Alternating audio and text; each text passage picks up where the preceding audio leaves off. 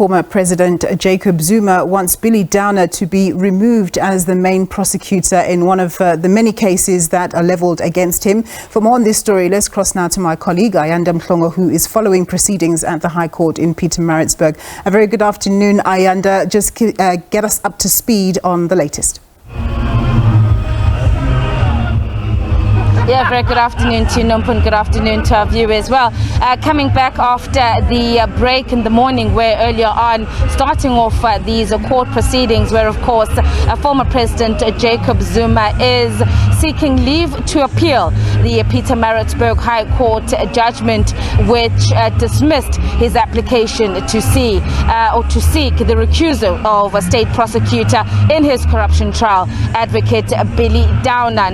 Advocate Mpofu starting off the arguments this morning on behalf of former President Jacob Zuma. Thereafter the break, we heard from Advocate Thabani Masuku, also on behalf of Jacob Zuma's defense, basically going into what they've said are some of the 14 arguments that were raised by the former president in his application for the recusal of Advocate Downer, which they felt that the court overlooked some of the arguments that had been raised. Of course, here, former President Jacob Zuma is arguing that Advocate Billy Downer has no title to prosecute. Another point that was raised by Advocate Thabani Masuku was the fact that they had sought for the former president to make oral or to give oral evidence,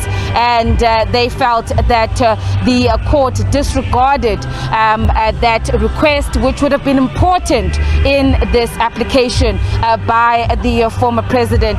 After Advocate Masuku finalizing the arguments on behalf of former president, then was the opportunity for the state to then respond. A state there today led by Advocate Andrew Breitenbach, and the main crux of the argument or the response by the state was that they feel that former President Jacob Zuma had no right or has no right to file this application for leave to appeal this court judgment, saying that it was premature, and in fact even his application to seek the recusal of Advocate Billy Downer should have happened at the end of the trial.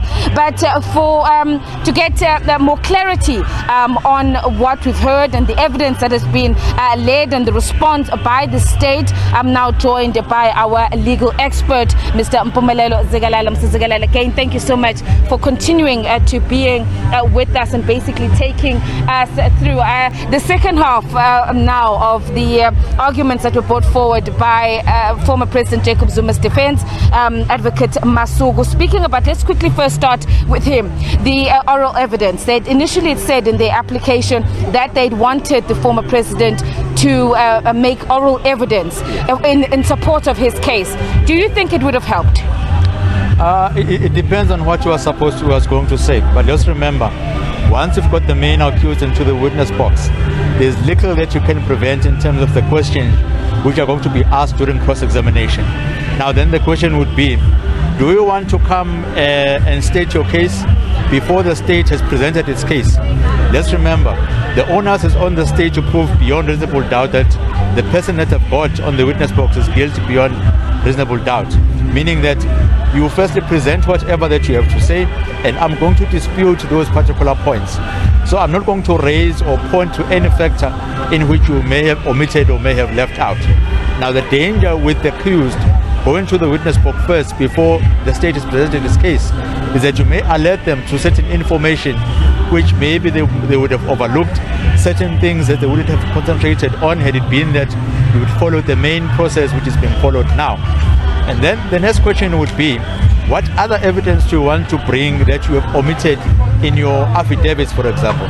Because that's where you are given leverage to go basically to beyond the bounds of the 4 pages of your affidavit and say to them, this is all the information that I have and this is what I want to present. It's within the safe space. No cross-examination is going to take place within that space, and at the end of the day, you'll be able to state whatever that you wanted to state at the end of the day, or which you deem that is important for the court to know before they come to a particular conclusion. Well, my understanding, it seems that the former president really wanted to go in depth into the circumstances, around this matter. He has, I think one of his main points has been the interference and the political interference in this matter. His political adversaries allegedly colluding with at the highest level with members or members of the National Prosecuting Authority. But let's just now move. The state then coming in, Advocate Andrew Breitenbach coming in to then give response on behalf of the state. And although he then got into trying to follow what he was saying, it was a bit complex at some point. I know he was dealing with a case law, in specific raised three previous cases to support his argument. In short, the state is saying former President Jacob Zuma should not be given should not be filing this application for leave to appeal. Basically saying your leave to appeal is premature. We haven't reached the end or the finality of the matter.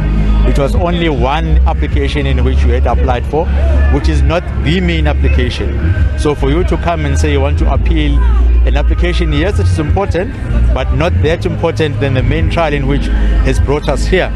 It's premature for you to come and bring in this application. Wait up until the trial has been heard. Wait up until you've gathered all your alleged transgressions, so that when you go to the SCA, you don't go in a piecemeal approach. You go and say, these are all the injustices that I've suffered.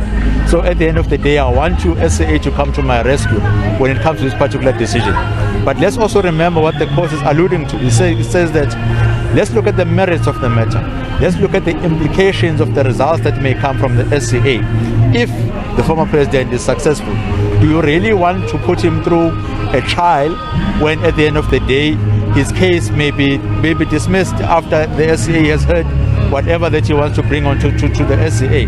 If that's the case, then let's hear him what he has to say so that you can able to take it from there.